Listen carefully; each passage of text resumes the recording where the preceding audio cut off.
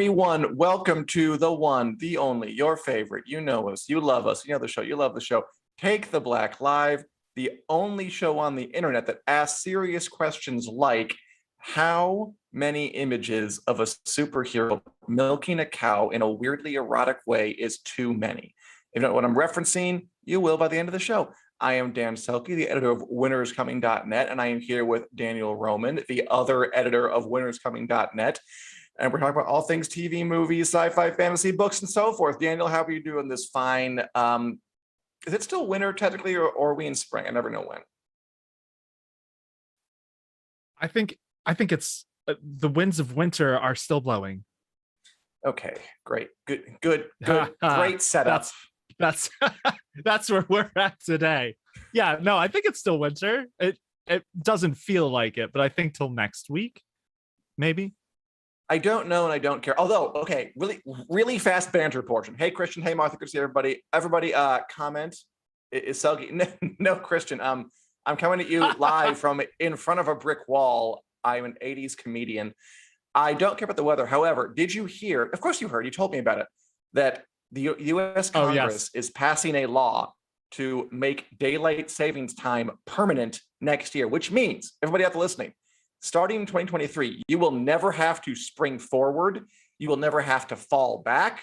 You will never have to change your clocks because farmers are holding you hostage again, not ever again, which I'm looking forward to a lot. That's true. Because just, it'll be no more. It'll just be straight time from the start until the finish. And it's overdue. Just regular time. I'm happy about it. I wouldn't mind like getting an extra hour to sleep every half a year, but then eventually noon would be midnight and 9 a.m. would be 9 p.m. and it would be confusing if you just kept doing that forever. So this is better. And thank you, Martha, for spring is March 21st. I guess I just don't pay attention to that.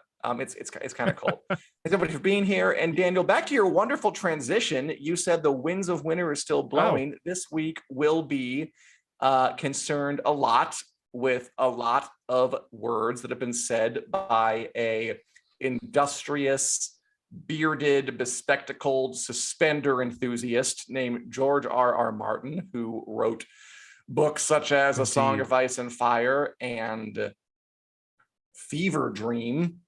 And whenever George R.R. Martin speaks, we're kind of obliged to listen because this is a, Game of Thrones podcast, first and foremost.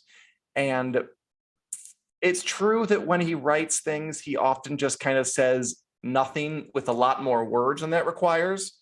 But it's still, attention must be paid. And he wrote a lot of words earlier, I think like late last week, about the Winds of Winter, about Game of Thrones spinoffs and his involvement in them, about Fire and Blood and the sequel Blood and Fire and such things as this.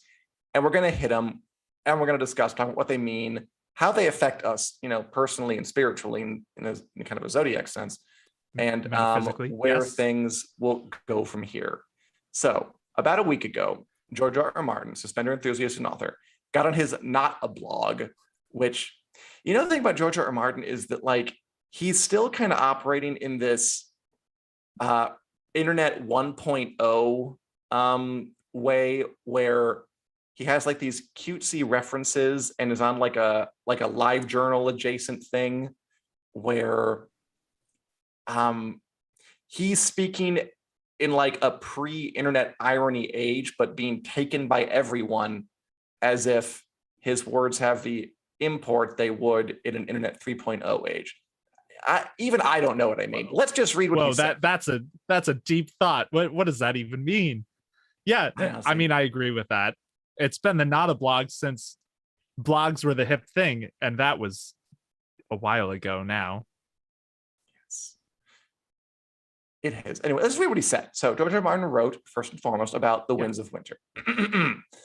Yes, of course, I am still working on the Winds of Winter. I made a lot of progress on Winds in 2020 and less in 2021, but less is not none. The world of Westeros, the world of A Song of Ice and Fire is my #1 priority and will remain so until the story is told. So that basically means no news. Yeah, which is kind of what we would expect, right? I feel like until the news is it's done, there are only so many ways he can say, I'm still working on it, and it's not done. Which is fine. You know, he says it because he has to. Because if he doesn't say it, no, he doesn't. People will get mad at him. He doesn't have to say anything. Like if he didn't say it, you know, the comment section would be flooded with people who were like, "What comment section? We don't care. Tell us about the winds of winter." Yeah, I don't think he's that's a thing, right? Comments. On the Not a Blog. No, not for like a long time. He doesn't have comments on there anymore. Really? He turned them off? I don't. Oh yeah, like long ago. I think like randomly he still have comments, but mostly no, because this is no comments and no it would. Yeah, and do you comments know why? disabled for this do you post. know why, though? Of course I know why. Like, sorry, I didn't get that angry, but yeah. I mean, but because of what you said, he kept writing like the barest whatever, and everyone was like, where? Yeah. So yeah, they're off. He disables them now, which is smart. Which is again is another kind of thing. Like I feel so bad for him because he wants to be like an author with a small amount of success, with a small passionate fan community that he just kind of gets in there and mixes it up with. But he's this giant celebrity now, but he's still sort of acting like he's like communicating through his blog to people as if it's not going to like blow up and trend on Twitter for a while. Anyway. Yeah. He's still rocking it the same. You know, I've been following him with his blog since like 2006, and it's exactly the same. It's not on LiveJournal anymore. It migrated to his own site. But like the way he talks on the blog has not changed in 16 years, 15 years. So we are going very niche today. Anyway, he also mentioned Fire and Blood, which is of course the book that House the Dragon is based on, the upcoming prequel series. He did indeed. Good book, fun book, and he's writing a sequel to that, and he's going to call it Blood and Fire, which I like. I think it's kind of more fun than Fire and Blood Part 2.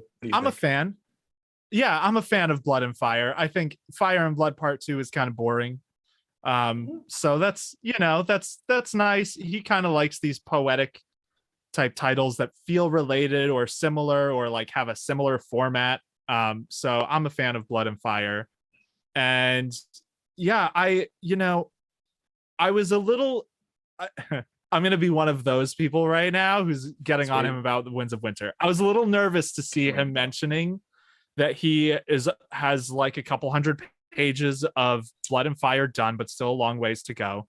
Because when he first started talking about that there were going to be 2 volumes of Fire and Blood, he basically said that he had written Fire and Blood, next was going to be Winds of Winter, and then he would get out volume 2 of Fire and Blood before A Dream of Spring. So it sounds like deadlines have moved such that it's now Winds and Winter and Blood and Fire are being worked on concurrently, which like at the end of the day, it's not like he's not working. The dude's working constantly, I'm sure. Yes. But there are only so many hours in the day. So how does that balance out? I'll read Blood and Fire when it comes out. Yeah, sure. It's going to be related to Dunk and Egg, which is going to be rough to read. That's true. Because so like spoilers here for Dunk and Egg, but like Egg is, I think, Aegon the 5th, right? 5th, yeah. So he's like kind of the tragic king. There's a tragedy for what happens to Aegon the 5th, and that kind of spurs Aerys the Mad King into his reign.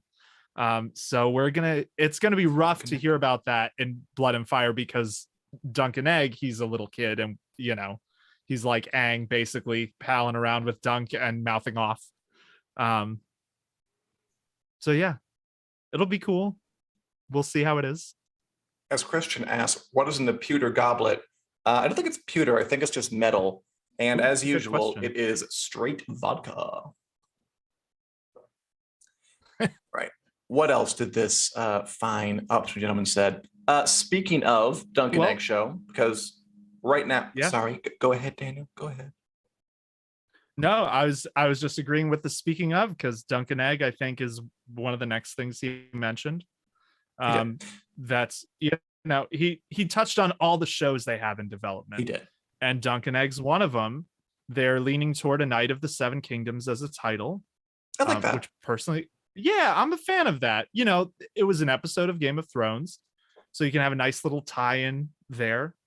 But it's also the title of the omnibus edition that has all of the Duncan Egg novellas. I think it's a nice All title. true. It's definitely better than Duncan Egg, even though like Yeah. I've grown attached to that title.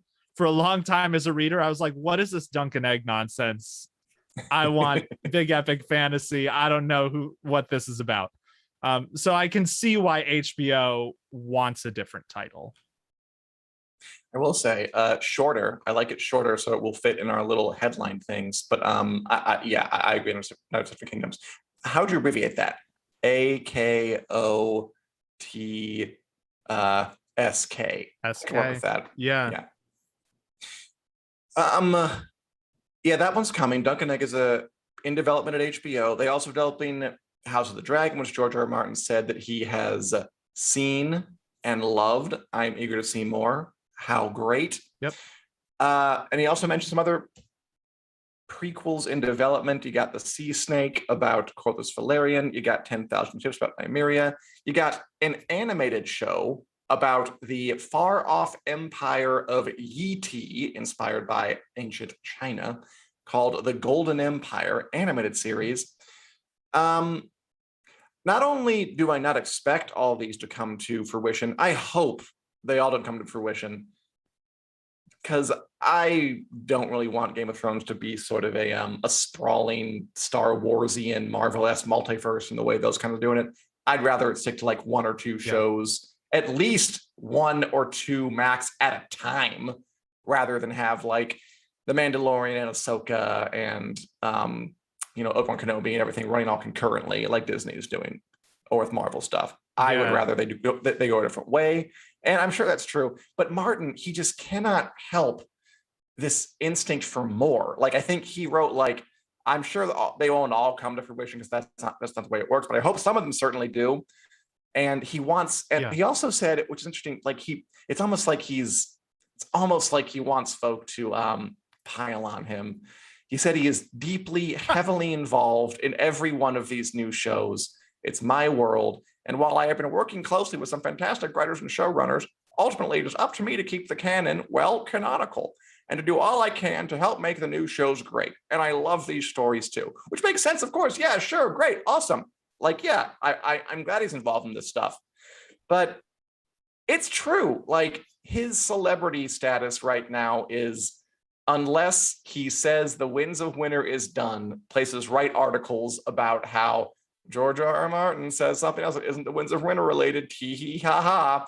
Yeah. And that's just kind of the way the cycle goes. And again, I see it. I see him wanting it to be Internet 1.0 again. I see him wanting to be like an author with some small success, like who just published his second book with a small but passionate fan community of fans who talk on his blog and he talks back to them and they just discuss things. But instead, he's this like kind of Mondo celebrity he never meant to be. And now he can't just write fun little blog posts, talk with his friends online. Like whenever he writes a little blog post, it gets reported by international outlets and it trends on Twitter and people get up in arms about it. Oh, it's just modern, I don't want to say tragedy. I mean, everyone's more or less fine here. It's rich with irony. George. And I feel good for him and I feel bad for him. And I want The Winds of Winter and I want House of the Dragon. But honestly, whenever this comes up, I'm always a little tired of it now. Because like, what is there really new to say? Like, I don't think I'm saying anything new here that I have said like 1,000 times before. Yeah, I appreciate him sharing a little bit of the behind the scenes for some of these shows. Like that the Sea Snake was originally called 9 Voyages. They changed it because they didn't want multiple shows having a number in the name. That's fascinating. It's not the kind of news we're all waiting for, but it's poor George. Like George is doing fine, but I do almost feel bad for him because it's easy to forget that like he was a television writer for like a decade, I think. So like part of him being so involved with all these TV productions, it must be nice because he's had a hand in film stuff for like most of his career at this point. Yeah. Like he has other shows he's producing like Dark Winds and Who Fears Death, I think. So it's cool that he's able to do this. I wish everyone wishes, but it's almost like if he had been able to get A Song of Ice and Fire done before the show ended, then he could just be glorying in this period Yes. of being able to work in television more again and all this He kind of would stuff. be on So it's tough. his I feel for career him. honeymoon, yeah, but instead he's in this strange place Exactly. where Yeah. he just wants to be a fun little author who posts cryptic images about frogs, but he can't because the frogs. everything. Are we going to talk about the frogs? No, we're not. He posted an image of 9 frogs, and that was it. And I felt obliged to write about it because, of course, I do. Are there 9 spinoffs coming? Yeah. Does this mean that House of Dragons coming out in September, the 9th month? I don't know. And I don't really want to be thinking about it. You didn't hear that one? I didn't hear that one. That's funny. I think it was in the comments. What is it? The 9th month, the 4th day of the 9th month, because there are 4 red frogs and 5 green frogs. Man, 5th day, the 45th day of the 9th month. That could be I think 54th. Oof. I think the frogs are probably the productions, the spinoffs, 5 green lights and 4 red ones, because they're actively producing 5 of them. And he talked about 5 of them in the previous post. That's my theory, but maybe again, that we is. can stare at the frogs too long. I just hate that I have to I'm obliged to look at frogs and think about them. I mean, I pretty much agree with Nicole. I'm just overweighting and I'm not mad at George R. R. Martin. I know he's a writer. I know he likes doing things on time. I'm fine with that. I'm upset that just there's this confluence of big hype around it and just a guy who just doesn't maybe seem well fit to this kind of celebrity doing it. And that's it. I'm just kind of tired of it. But we'll keep talking about it, and I will keep being exasperated by it probably. Sorry about that, to bring the party down. And let's see. We'll all love the winter when it comes out. We'll all read it. Sure. But yeah, even I'll always give him the benefit of the doubt, but I'm not, really gunning for whenever. Like, I'll read it when it comes out. I'll follow the news for authors who are, actively making the news, which feels awful to say, but Brandon Sanderson's breaking Kickstarter records. I don't make the rules here. I've got to read that guy's stuff. I really haven't done much. And thank you, Stephanie, on the lovely goblet. It is metal, and it is helping me through the day. What else happened? Straight vodka. Speaking of House of the Dragon, we also got Ryan Condal, the showrunner, has a podcast, if you didn't know this, called The Stuff Dreams Are Made Of, where him and a fellow showrunner who's also working on an HBO series about, I think, the Watergate break-in, talk about their love of movie props. And I don't want to go thank God we have a small audience. Your favorite. Just, I've heard it a couple of times because I want to hear what they say about House of the Dragon, right? It's so niche. It's about these. This has nothing to do with the topic. I'm just kind of going off on a little tangent here. What this weird podcast is about that the House of Dragon showrunner has. It's about they love movie props and they collect Ripley's gun from Alien or whatever, and they just have it in their garage or their prop rooms, which I guess is cool. I find it a little boring, but they seem really into it, so good for them. Anyway, they also drop their own tidbits about how their shows are going. And Ryan Condal, showrunner of Game of Thrones prequel House of the Dragon, said about House of the Dragon that where is it? Blah, blah, blah. That they're done shooting, hooray, but we're not anywhere close to done because we have lots of post stuff to do, which makes sense. We said before, which is what we expected. Dragons everywhere, big expensive costumes, and sets and scenery and all that stuff. It'll take a while. I'm still gonna hold out for August. I'm still pulling for that. but I don't know. I mean, Yeah. they can take a very long time. I just listened to a podcast on the movie Who Framed Roger Rabbit, a much better podcast called Wizard and the Bruiser. And they said it took like 6 months to shoot that show, like 11 months to the post-production.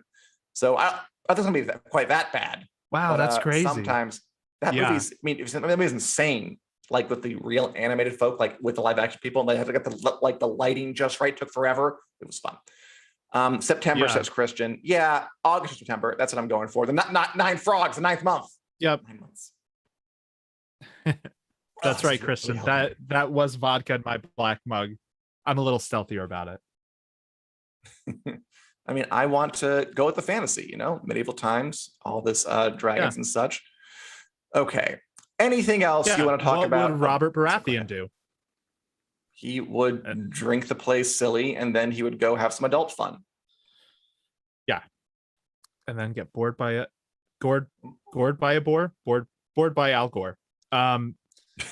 So he would get gored by Al that's Gore. really all that's all the Game of Thrones news, House of the Dragon news really for this week. The big thing was George R.R. Martin with his post kind of talking through a bunch of stuff, but I'm with you. August, September. That's still what the tea leaves are saying. But we do have some news about shows that we do have dates for that actually are coming out in the very relative near future. And a couple new trailers. So the first one was Miss Marvel, the new Marvel show coming to Disney Plus. Or I guess it's not the new one. It's the next new one after Moon Knight, which premieres in 2 weeks. So yeah, you saw the trailer. What'd you think? Do we want to watch it? I think we should just watch it. I think we should watch it and just see what feelings arise. Let's do it. Ms. Marvel coming soon. When's it coming again? Is it like May? I think it's May, or April. June 8th. It's June 8th, I believe. So okay. So Marvel's again taking over the world. And this is like the YA thing. We have Kamala Khan, young, sprightly, bright-eyed superhero living in Jersey, which my brother lives. So I have a connection to this place. And she's in high school, and of course, put it on pause, Richard. So I do like the high. Have they like done a high school aesthetic? I guess Tom Holland, in the Spider-Man movies. Yeah, Tom Holland was it. So it feels like because No Way Home now happened, he's not in high school anymore. Couldn't stay there forever. This is their next high school aged kind of property, which I like. I like that they're going for the spread of different ages and tones. Sure. This is about as far from Moon Knight as you can get, it feels like. That's true. So they're really pivoting. Credit for that. Okay, yeah, that's true. Marvel's doing different things. We got a schizophrenic or a multiple personality person who has a dark British accent versus bright-eyed high schooler. Okay, play it. Yeah. What kind of weirdo? You were a weirdo. I'll be honest, I'm not super interested. I wish I was more into these things today. I guess I'm just feeling a little laid back today. Do you want to watch Ms. Marvel, Daniel? Does this intrigue you? I will watch it. I'm sure I will watch it. I would say I'm like moderately intrigued. I really like the character. I like that the character is getting her own show. Right. And you know, she's a recent Marvel character. She only debuted in the comics in like I think 2016. So it's cool that she's getting a show. I don't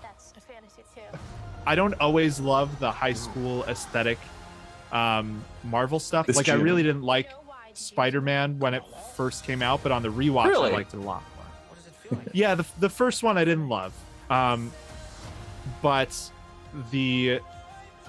they grew on me. Michael Keaton was really amazing in it. I realized on the rewatch. So yeah, I'm excited for it. I would say can we pause on the fist she just made? What are her powers anyway? Do you know? Excited. I don't really know. Yeah, so that I wanted to talk about that. They changed her powers. I personally think this is fine. The internet has been in a moderate uproar about the powers on and off because, anything that can let the internet be in an uproar, it will. So I believe in the comics, her power is she can change the size of her body parts. So she says embiggen, her fist gets really big and ridiculous looking, but she can crush stuff with it and break down doors and all sorts of stuff. So I think they're giving her more of a like a Jinn type aesthetic to her powers, where it's a magical fist. So she can project magic instead of just changing her body parts and stuff like that. Okay. Nicole, I agree with you. It feels a little more CW than some of the other Marvel stuff. I mean, to be fair, like, doesn't anything in a high school feel kind of CW? I mean, I'm not sure there's like any way to get away from that. Like, I bet if you just showed the non-naked parts of Euphoria in like a supercut, it might feel kind of CW. Yeah. But okay, so is all high school things are CW, but are all CW things high school? No, I don't know. I don't watch a lot of CW. That's fair. Me neither. So, sorry, CW I mean, fans. Riverdale is, Superman and Lois is. I don't think I think the Flash has kids now, so I believe they might be in high school. They'll find a way to get to high school. Yeah. So yeah, Stephanie asks, is that Mia? She got him turned celeb on us. Mia would love to be in this show. I have no doubt about it at all, but I do not think she is in it. But I will pass it along to her. I'm sure she'll be delighted. All right. Do we want to hit it? Hit it. Boom. Ooh, Dynasty. Yeah, I guess Dynasty would be high school. Is there like a character on Dynasty who's in high school? I bet there is. Dynasty. And as who said they have no interest in this? I think it was Nicole. And Nicole, I kind of feel you too. I don't know. I haven't watched Euphoria either, even though I want to. Oh, I mean, it's cute though. Like she runs off and she is like, I'm a superhero. Yay, hooray. It looks good. Maybe not for me, but it looks good. I like it. I'm into it. I am sure it's going to be good at what it's trying to be. Am I gonna? That's where it like kind of the viewer taste is gonna really come into play, because like, am I gonna like it as much as Moon Knight? It's basically a guarantee that I won't.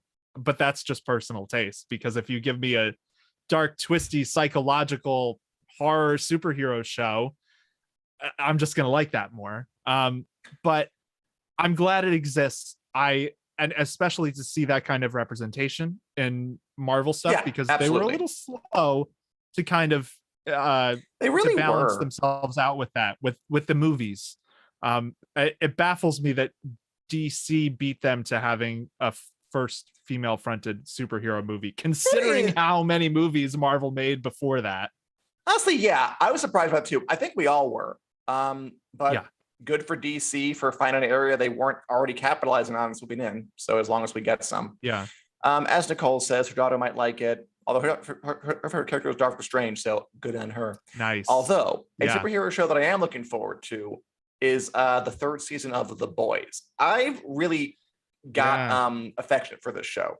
This is the show from Eric Kripke, I think is the guy's name, on Amazon Prime Video. Yes. Based on a comic by Garth Ennis, who is a longtime comic dude, about, you know, what if superheroes were real and they were the awful and they were kind of involved in this corporate hierarchy where they're kind of trotted out as these symbols of virtue and kind of sent to go do remote drone strikes, but they're a person on, you know, small villages in the Middle East. And they're kind of have all these hidden not even agendas. They're just like awful people who just are kind of made up by the PR department to look better. How would that PR attention turn them into sociopaths to some extent?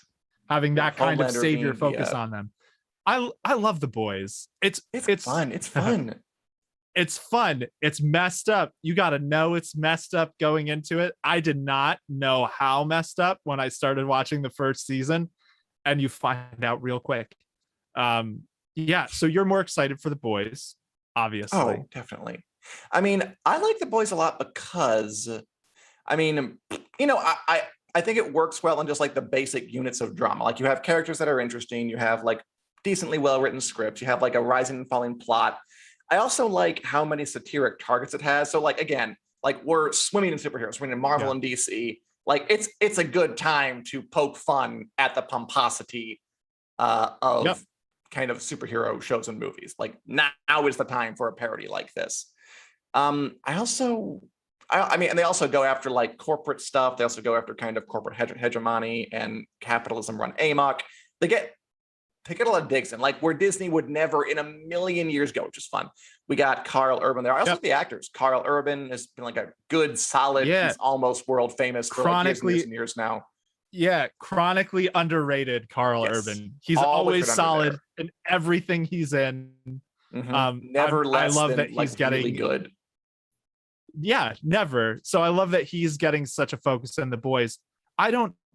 Correct me if I'm wrong here. I don't remember him getting powers in the second season, so that's gonna be a thing, it seems like.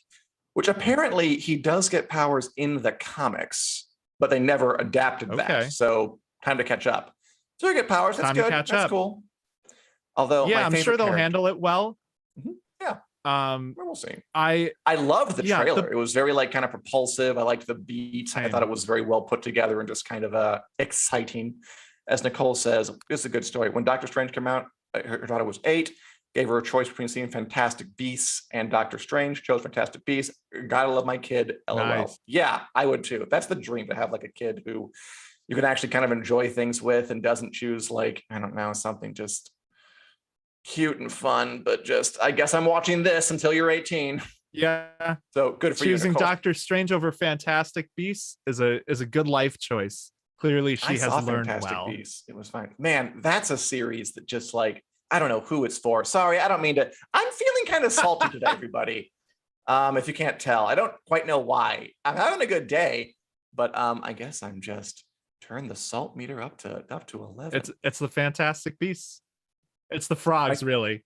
Any day where you have to stare at those frogs and try to read the tea leaves from the frogs is going to be a salty George R. R. day. Martin. It's talking about the winds of winter gets me depressed. That's it. That's what it is. Any winds of winter discussion that isn't it's coming, here's a release date, is inherently deflating to me.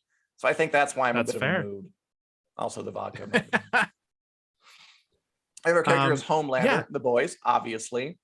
I just love how far they go with him. Seen here milking a cow in a kind of weirdly erotic way, going back to the top of the thing. God. Yeah. You know that the milk runners through all the seasons now, right? Like at first he was being weird about Elizabeth Shue's breastfeeding. Then the second thing they had the scene where he like this guzzled a whole thing of milk in one long unbroken take. Now he's milking a cow. God knows where it's going. I love that. I love that there's a sick, like anal retentive Superman knockoff who has all the power and beauty of Superman, but is this just like tiny baby in an adult's body who just wants and needs and doesn't really care anything for anybody else. Pure sociopath, leaning into psychopath. Oh, it's so juicy. It's so good. It's so twisted. It's brilliant. I love watching that. Yeah, it's a brilliant subversion of the Superman type character. I like that the trailer kind of reminded you how messed up and weird The Boys is going to be. There were a lot of people getting exploded into little bloody bits. What's the Aquaman guy's name? Do you remember? The Deep having sex with someone and looking up at an octopus. It's just so there's that kind of weirdness is always all over The Boys, and I like that it reminded us, because it's been a while since season 2. This is what you can expect. It's going to be weird and challenge you, but it will be a ride that will make you think and entertain you, and probably be pretty funny. There's I don't like laugh out loud, but I smirk a lot when I watch that show. It's fun. Thank you, Julie. It's just water, people. I'm just mad while being sober. I know that Jensen Ackles of Supernatural is in it, which I don't really care one way or another about, because I think the guy worked with him in Supernatural. Good for him. Yeah, he'll play like some kind of twisted Captain America version, which I'm sure will be like Captain America. But what if he has some weird sexual hangups, which will be fun? I'm all for it. Yeah, June 3rd. I'm into it. I want to see it. Give it to me. Yeah, I'll definitely be watching that one. I like that. It was a while back. I think Jensen Ackles said he was excited. He really loved his work on The Boys. He didn't just get the gig; he had to audition hard for it. But he's not sure if he wants his mom to watch it.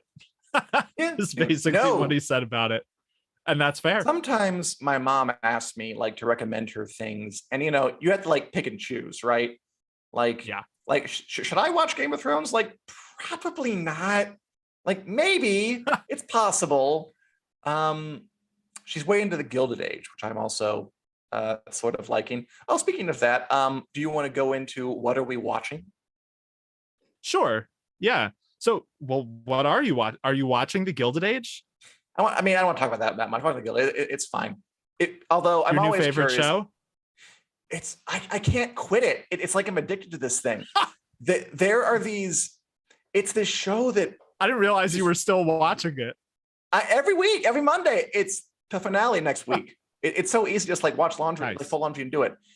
It's this. It loves these super rich people and just these robber barons. Like there was this scene in the last episode where like the railroad tycoon character is getting like sued because he may have ordered like a shoddy part for his railroad and it caused the train to go off the track and kill people.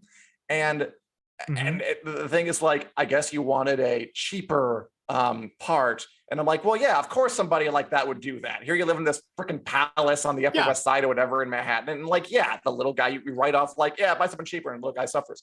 But no, it's a whole thing like it was his underling like who did it. And there's a scene where he like chews out the person who did this. And we're supposed to feel like, I don't know, like great for you. Go down, go to jail. You're not past go. Like $200. Yeah. Do not pass go. Who is that show trying to appeal to? Who's the sympathy that it's trying to get there? It's I mean, Mr. Cole says it's a real life. My mom loves it. I kind of like it too, with odd dialogue and beautiful sets and costume. It's beautiful. It has a certain kind of easy rhythm to it, and it's out of step, I think, with modern mores. I'm watching it though. I'm enjoying it. I just have an internal battle with myself. Our Flagman's Death is fun. I'm watching Silicon Valley. That was the one I watched. Nothing really. I watched the Batman. I thought it was all fine. I thought nice. It was fun. 3 hours long. I don't know. I thought it was okay. Was it a long 3 hours? Did you feel tired by the end? No, I felt fine. It didn't super move me. Because it didn't do like the grounded what if Batman were real of it all as well as the Dark Knight did or the Nolan movies, but it also like wasn't as stylized and wild as the Burton ones, the Schumacher ones. It was just kind of in between. I don't think we needed a new one after watching it. I'm like, I don't think it's enough new to warrant its existence, but I still liked it. I watched it. I liked it while I was watching it. It was good. It was cute. I think that's a fair statement about not needing a new one. I liked it, obviously. I liked it. I like that it was a darker noir take on Batman. The detective stuff was my favorite part about it. I don't think we've gotten enough Batman being the world's greatest detective or whatever. So I like that the movie spent a lot of time with that. But yeah, it felt like kind of Warner Brothers being like, okay, we can make Batman movies again. Batman's been through the ringer. Yes. He was a side character for a while that no one really cared too much about. Sorry to Ben Affleck. I know some people are like, Ben Affleck's the best Batman, but I'm like, that's all. He's also the only one who's heads. never had his own movies. Mm-hmm. So yeah, I was anyone really dying for a new Batman? I don't know. I mean, people, even though I liked it, came out for it in droves. Like people will always see a new Batman movie. Like I'm not saying, and of course, if you love it, you love it. It's great. I don't know. I could have stood to have a break because I just don't think it was different or interesting enough to justify its existence. Although it made a lot of money, so I mean, good for Warner Brothers. I thought the Pattinson was pretty good. He was good. Yeah. So, everyone was good. Everyone was good. And okay. Now that I've seen it, I'll mention this. And then we can move on. And thank you, Julie, for telling us what you're watching. Everyone out there, tell us what you're watching. We want to know. Okay, my last thing about the Batman. Colin Nice. Farrell, the Penguin. Why? Why? Just hire an ugly person. Like, why do you need to hire a celebrity, cover him in makeup for like 5 hours or whatever, and then like trot him out to do that? Just hire an actor who wouldn't otherwise. He's not the star. Like, he's not. You're not going to sell it on his name. Hire someone who doesn't That's true. already have a huge name and who doesn't look like a normal Hollywood like cover guy, and just make them the Penguin. Like, I didn't get. That's a weird thing to focus on, I know, but it bugged me. Like, why is Colin Farrell here? It's a fair thing. It's a fair thing, though. You know, give the ugly people have a hard enough time getting roles in Hollywood. Don't take the pretty people and make them ugly to fill the ugly people roles. Which I feel messed up saying that, but like, it's fair. I thought he was great, though. I will say I agree with your point. He's good, but he was a total scene stealer whenever he was on. Yeah, he's good. I'm not surprised they gave him his own spinoff. I enjoyed Zoe Kravitz too. Even though I thought they were all good. Less. Yeah. I don't know. Like, nice. Honestly, I have no time. And by the way, all y'all are saying, Chris, I think he's a good actor. He's a good actor, but there are tons of good actors, and there are a lot of them who don't already have like thriving careers. That's would be my argument for it. Yeah. And he's not the star. Like, you know, like in like that Tammy Faye movie, they hired Jessica Chastain and like, you know, made her up all to look like Tammy Faye Mesner or Baker or whatever. She's the star though. Okay, fine. That's the gimmick. But like in the Batman, you don't need a star in that role. Just find someone else who doesn't have a break, or when you give him a break is okay. I'm done. And you're all saying The Last Kingdom, great. Outlander, do you watch by any chance watch Outlander, Daniel? I haven't gotten caught up on Outlander yet. That's my project for this weekend. So by this time next week, we can have Outlander talk. Don't spoil it for me in the chat. Discovery of Witches, The Cleaning Lady, of course. The Last Kingdom. Glad people are watching that. How are you liking The Last Kingdom, by the way, everyone who's watching it? Because we watched it and we enjoyed it. And how about you, Daniel? Thoroughly. Watching anything? What have I watched this week? Our Flag Means Death was the main thing that I watched this week, and I enjoyed it a lot. I liked this group of episodes more than the previous one. You know, Taika Waititi is really fun, so I think getting more of him in the show has been good. Beyond that, the thing that I'm going to be watching next is Halo, probably. Halo. We've gotten some screeners for the Halo show, which is coming out next Thursday, I think. The 24th. Look out for our reviews on when I enjoyed the Halo show. Exactly. Yes. I enjoyed the games, like medium enjoyed the games enough that I have like middle of the like, I don't expect it to be great, but I'm hoping it's not awful. That's basically where I'm sitting with Halo. I guess it will be middling. Is what I'm guessing. Yeah, I think you're probably right about that. But yeah, that's what I've been watching this week. Shall we lightning round? We shall, although everyone knows saying they love The Last Kingdom finale and looking forward to the movie. Yeah, it was really, really solid. It was just a good season TV. I enjoyed, and it got better as it went along. I was into it. I'm here for it. Seven Kings Must Die. Apparently it did pretty well too. So good to go out strong. I'm happy for everyone involved in that show. Oh man. So the other thing I forgot, I was like, I know I've been watching more than just Our Flag Means Death. Raised by Wolves has one episode left. It has the finale left. It is the weirdest, boldest sci-fi show I have seen in maybe ever. I can't think of another sci-fi show that is as weird as Raised by Wolves, but somehow makes it work.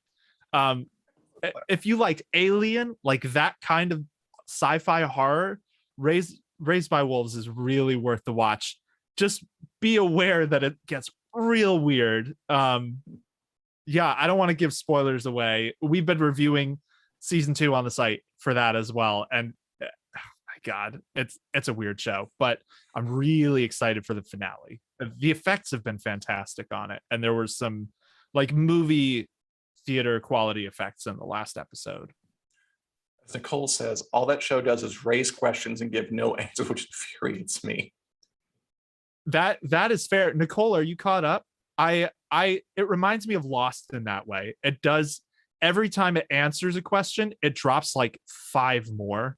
So I'm a little skeptical that they'll ever actually answer them all. There are a couple that they've started to answer. Enough that I'm like, okay, I'll give you this much more benefit of the doubt. You know what's odd about that show is that like it's obviously very opulently produced, but it never gets talked about.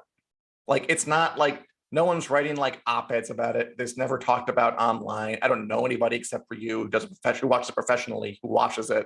Yeah. And Nicole. And then the other Nicole sort of Foundation. Yeah, that didn't go over too well. Nice. Foundation seemed to be kind of, I watched the premiere of Foundation and I was like, I probably live without this. Yeah, that's one I wanted like to how try long, and it just didn't grab me enough. Mm-hmm. And like something like Raised by Wolves, it looks so interesting, but I like how long can you make a series that big if no one's watching? Well, that's, I've been wondering about that. How many seasons would something like that go? Because I was, it went into a second season. It must not have had crazy ratings for the first, but HBO clearly liked it enough to give it a season 2. Sure. I wonder, the budget must be pretty substantial on it because it has a lot of effects and built like sets, and like the environments are really crazy. I'd be surprised if it went more than, who knows? I wouldn't have expected it to even go through 2 to 3 seasons. Sure. And we haven't gotten a renewal on it yet. It's time to beg for season 3 and say more. They'll finish the story. That's what I would do if I was in the situation. No one was watching, but like we can finish the story season 3. All right. I think. Sorry, go ahead. No, I agree. That's kind of what I'm expecting might happen with it. Because I don't think, I haven't seen a lot of people talking about it either. I think, I don't know why that is. I mean, sci-fi horror, that niche of sci-fi horror, like that specifically, I can see how it wouldn't have like the broader appeal of, say, something like Westworld, that is sci-fi, but it's like, and it's gruesome sci-fi, but it's a little bit more accessible. There's one word like Raised by I Wolves. never expected to hear, especially with Westworld. It's accessible, but dude, it was popular. Raised by Wolves,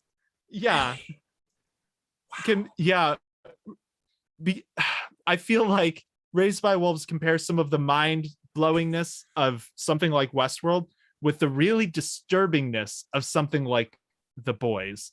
And it's like, it kind of works sometimes and kind of just makes me go, oh my God. Like when I watch it, I have to warn my wife ahead of time. I'm reviewing Raised by Wolves. If you hear me shouting, oh my God, from The Office, that nothing is wrong. No! That's what's happening.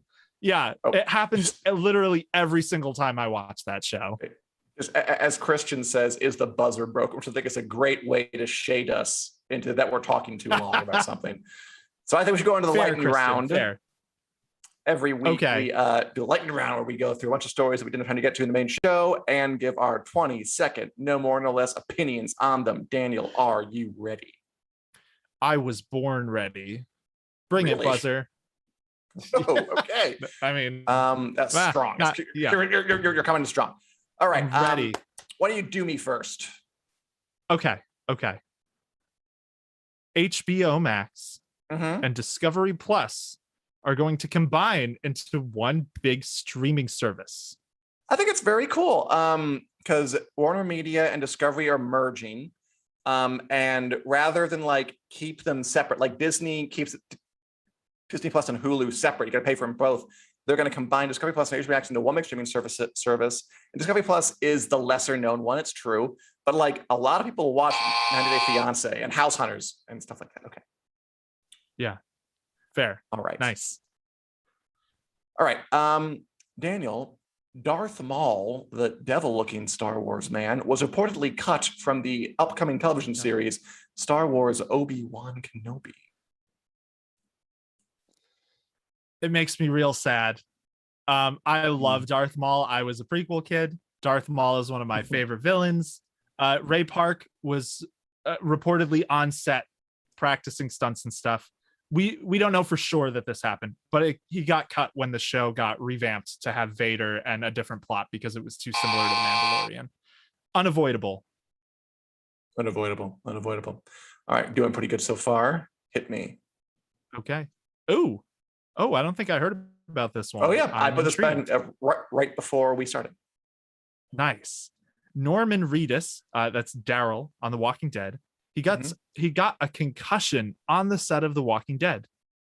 Yeah, while they were filming like the series finale, Norman Reedus apparently got concussed and had to take some time off for a while. We don't know how. I'm going to guess some kind of stunt gone wrong or whatever. Apparently he's fine. Apparently he's just recovering, and they pushed back the filming dates for the series finale a while, and he'll be back.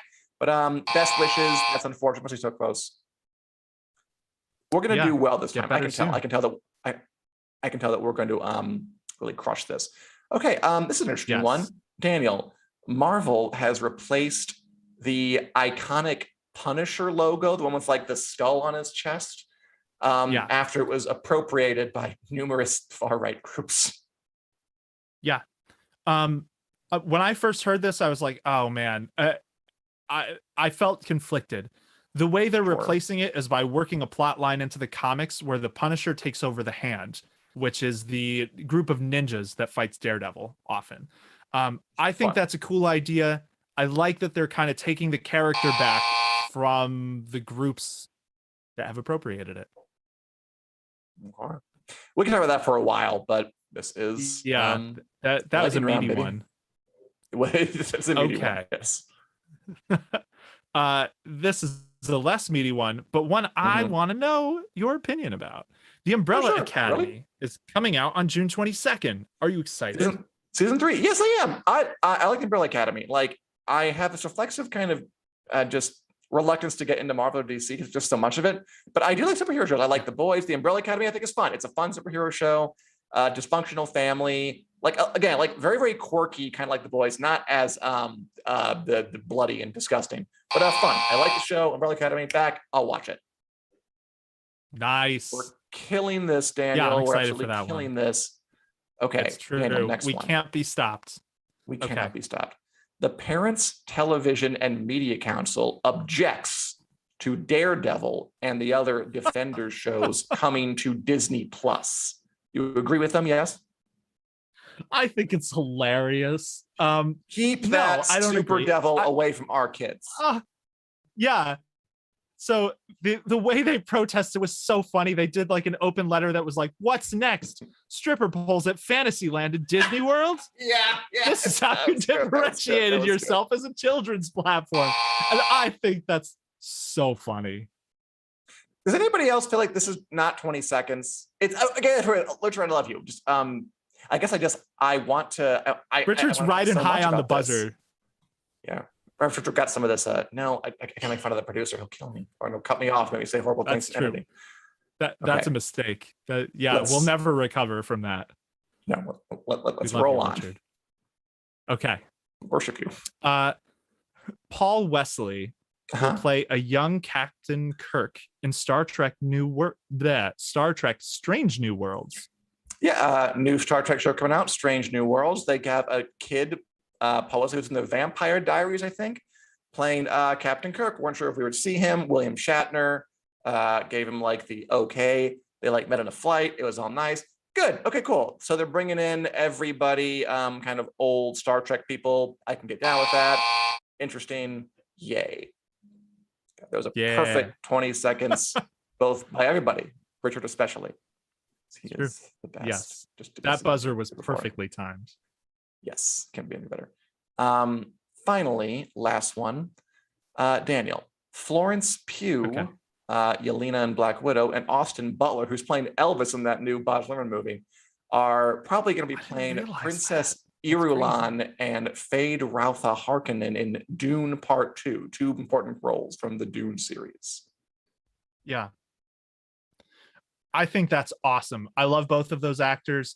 I know Austin Butler more from the Shannara Chronicles, and he was one of the better things about that show. He played the main character, Will. I think both of them would do a fantastic job. I think they'd be great additions to Dune. So yeah, I'm all for it. With time to spare. Yeah, he looks a lot like Elvis in that picture, doesn't he? Like, wow. Like I had no idea he was see. playing Elvis. I saw the preview in front of the Batman, and it was like the Elvis movie, which I will probably see because I like Baz Luhrmann. He does not make boring movies, and I'll probably go do it. That feels like the kind of musician biopic that makes sense. Like we've seen a lot of them recently where it's like that person's still alive or like they're still in their career. Elvis, that's pretty fair. He's mythic. I mean, music. I don't know if I've ever liked a music biopic really, because they're okay. We got to stop because we got to end because we're running 9 and my batteries have to go out. When we get into music biopics, it's time. Yeah, it is. This is a lot of fun. I had a great time. It's a good chat. And my mood improved throughout, I think. It was down at the start because I was talking about Winds of Winter, which is always a depressing subject, and it got better and better as it went on. I got to The Boys was a real turning point. Thanks for watching, everybody. We are available in podcast form on, iTunes, Google Play, where our podcasts are available. We also stream live every single Wednesday at 4 p.m. Central Standard Time on the Winter is Coming Facebook page and the Winter is Coming YouTube page. Thanks for watching, and come back on the same Take the Black time, in the same Take the Black place, in the same Take the Black headspace, and we will see you at then. Take care.